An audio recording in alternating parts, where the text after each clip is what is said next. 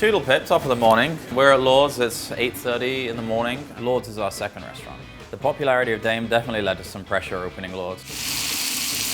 The sophomore album's definitely harder than the first album. Everyone's a critic on the second album. The expectations are through the roof, so we've really got to nail it.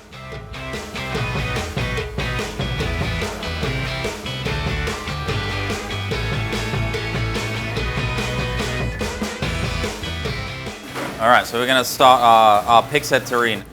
I did a very ridiculous photo shoot with a photographer friend of ours where we're like dressed up in tuxedos and bow ties playing around with pig's heads. Me and my wife were very glamorous that day. We get our pigs from a few different farms. They're Berkshire hogs normally. We get these ones from Pennsylvania. So into the pig's head braise, obviously we'll plop the head in. Add some thyme and parsley, a little onion, season it with salt and some cracked pepper. Doesn't need much at all, you know, like the fattiness and the richness of the head, we want that to shine through. And then we're gonna ladle in a little chicken stock as well to moisten the pan. We're gonna wrap it in foil. And it's gonna keep the moisture in, and we're gonna braise this for 6 to 8 hours. The fun part about using the heads of the animal is that that's where all the flavor is. It's all concentrated there. We get the pig's head split in half so they cook more evenly. Okay, so you can see like the skin has got really nice and soft and tender on the outside. You can feel like this wobble is what you're looking for. So picking the meat from the head, start by removing skin, and then we're gonna take the skin and chop it up very finely, and we'll mix that in through with the terrine. There are so many different textures in the pig's head. It's like that scene in Goodfellas. You're like, yeah, I got a leg, I got a wing. Like that, but with a pig's head. So like a vulture, the skull's being picked pretty clean. And that's sort of the goal of the thing, you know. And you see, out of that half a pig's head, this is all the meat. So it's not too much, but this is full of flavor. A few chives, a little bit of parsley, and then all that reduced stock from the pig's head we'll use to moisten it. So this pig's head will go into our terrine mold. Okay, so here's a terrine that we made a little earlier. See, it's set up pretty nicely, and you can see the little different bits of the pig's head. The purpose of making the terrine out of the pig's head is it becomes a little more appetizing.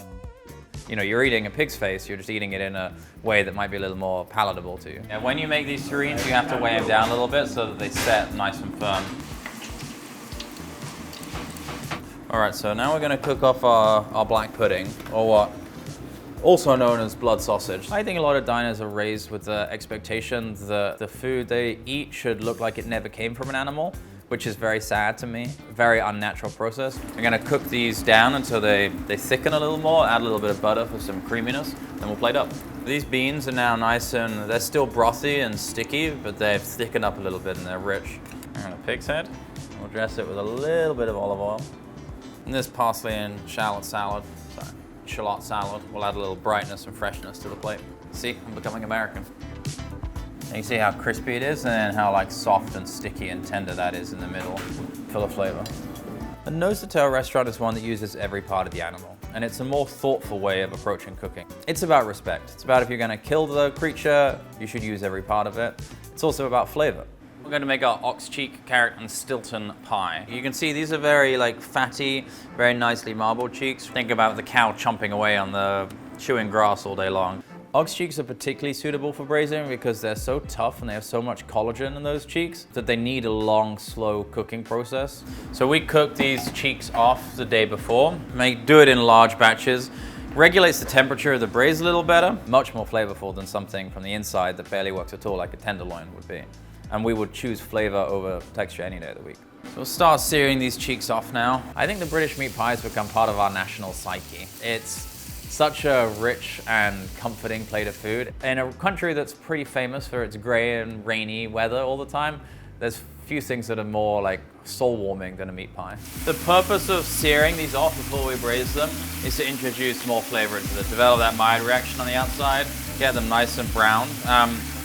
It's gonna be more delicious. I think as far as beef goes, cheeks are one of my favorite things to eat. Now once these have nice color all the way around, we're gonna take them out and put them in our braising pot. So in the States, most animals are fed corn for the majority of their lives, and in Europe and most of the rest of the world, it's grass most of their lives, which is a more natural diet. That's why you get very, very fatty American steaks, but quite low on flavor, just full of fat and you know, loaded with carbohydrate. And in the UK, you get a sort of richer, more robust, beefier flavor.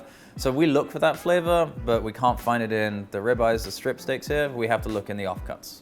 These are the pig's trotters, and we add these as the base of a lot of the different cooking here. This pig's trotter becomes this chopped pig's trotter braise. It's a technique Fergus Henderson at St. John developed to add depth of flavor to braises and stews. Okay, so the beef cheeks have all been braised in a big batch. We do that overnight. Gives you a nice chance. You can see how meltingly soft and tender these are.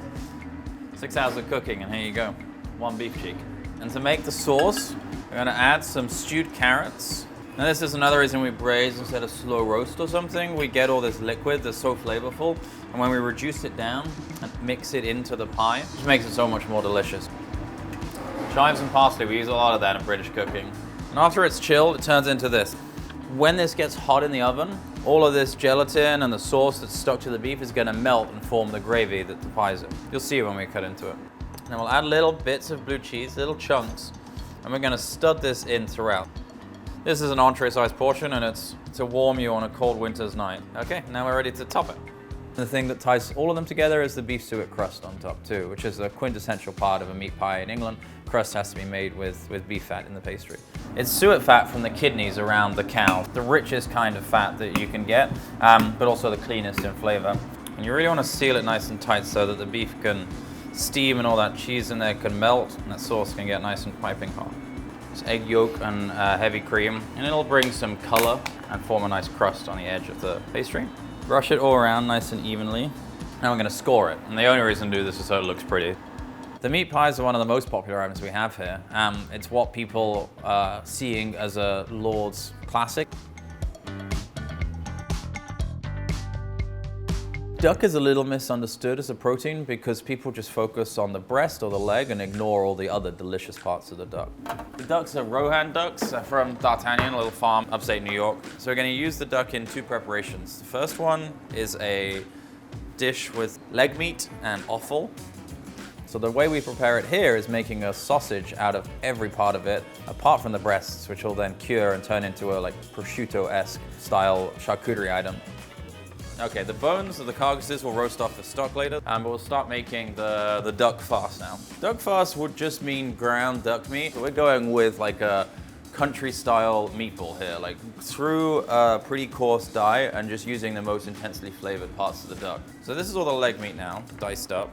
These are the gizzards and liver and the duck hearts. Just before we put them through the grinder, we're gonna soak them in a little cream. And we get the offal with the ducks too. We'll process them separately. We're gonna take our duck and panade downstairs and get it ground. Go on out. There's no like chef or any of that stuff. This is Nemi, captain of the eggs. This is Dagoberto. Long-time followers will remember Dago from the last video at Dame. He works at Lord's now. We've been together 5 years now. By using the whole animal, you're introducing a lot of work, a lot of labor into this equation. So I have to have a much larger team, people who I trust, delegating to them and watching them grow and inspiring me, and us inspiring each other as a team. But using all the gizzards, using the livers, using the hearts, these are all the really delicious parts of the duck. Grinding that with the leg and the fat, that adds body, it adds texture. It makes just a more intensely flavored duck thing. You're gonna mix it together with our hand, emulsify it. You wanna be careful not to overwork the sausage too much. You don't want it to be too crumbly. Well, with the duck entree, we wanted to showcase the whole duck in a creative preparation. So we said, well, let's make the cabbage the star of the show. And choux farci, especially in winter, that's what it's called in French, is very, very popular. I'm gonna wrap it, and it's very similar technique to making a burrito. Little pillows, duck pillows. And these will go in the oven 20 minutes. You know, a lot of restaurants serve a seared duck breast on a plate, and that's just, in my mind, a little dull. This is a rough mash of sweet, or what you guys call rutabaga, and potato. Okay, so the choux farcis have been braising 20-30 minutes now. Gonna add a couple of brandied prunes in there. You see they're getting some nice color on top, and this sauce is getting nice and thick, and we're gonna glaze the choux with the port. The port pairs really well with the offal too, brings a nice sweetness to it. All right, so to plate up, these beautiful vintage plates. We're not allowed to drop on the floor. 2 of these to an order, and each one gets a little prune. We'll add the clap shot. This also almost looks like chocolate, it's so rich. Some crispy sage to finish it, to bring a little texture, because British food gets a reputation for being a little brown and drab. I can't imagine why. I have pretty brutal childhood memories of takeaway Scotch eggs from an M&S before we go on a long train ride. And you know, just like gray egg yolks on the inside, really overcooked sausage, just unpleasant, stale breadcrumbing. So we try and do a nice version here, you know. We cook the eggs for 6 minutes and 20 seconds. 6 minutes and 15 seconds is not long enough, and 6 minutes and 25 is too long. We're just gonna pull them out. Straight into ice water, and that'll stop the cooking process straight away. The Scotch egg at its core is an egg and then wrapped in a meat sausage of some sort, and then breadcrumbed and deep fried. They're like the quintessential British snack. This is a lamb shoulder that we bone and grind in-house, and then we mix it in with a curry paste. We make it with ginger, garlic, shallots, and then a bunch of Madras-style spices. And this is an homage to the original Scotch egg. So you need to make sure it's all evenly packed around the egg so that the sausage all cooks evenly. And you're cooking it blind, you know, it's gonna be breadcrumbed and deep fried, so you can't check it until you cut it open. And if at that point it's wrong, then you're pretty screwed. We go through 50, 60 Scotch eggs a night. This is a small restaurant. We only have 50, 60 tables a night, so they're on every table. Now they've been in for 7 minutes, we can pull them out. This is a herby creme fraiche sauce we put on the bottom of the plate, just to bring some acid and some, like, balance out the spiciness a little bit. So you see, that's the perfect egg. The sausage is evenly coated around it, nicely cooked, and then the egg's still jammy and runny in the middle. I don't want to toot my own horn, but it's a pretty good Scotch egg, I think. This is like the revenge for all the bad Scotch eggs I had growing up, so I'm glad these ones are coming out well. We're getting ready for service now. The whole team's here, all the nighttime guys, so you say hi to all of them. I mean, my growth as a chef recently has been driven by the great team of people I have around me, really acting as, you know, more of a leader and an employer and less of an employee. A little difficult for me to grow into that role, but I think I'm, you know, achieving it a little bit better now. So obviously, to keep everything consistent, we finished the meal with very traditional British desserts. This one we're gonna do right now is a Queen of Puddings. Named, I think, because the little meringue pipes look like a crown. The difference between opening the second restaurant versus the first one is the size of the second one. Makes it much more challenging to be on top of every element. So now I'm like learning to grow as they're learning to grow, giving them opportunities. Because this kind of food we're cooking at Lord, food I grew up cooking in the UK, I grew up eating, it's food I love. It's definitely a learning process. No one's perfect at it, and we make mistakes along the way, but we try and learn and grow from them.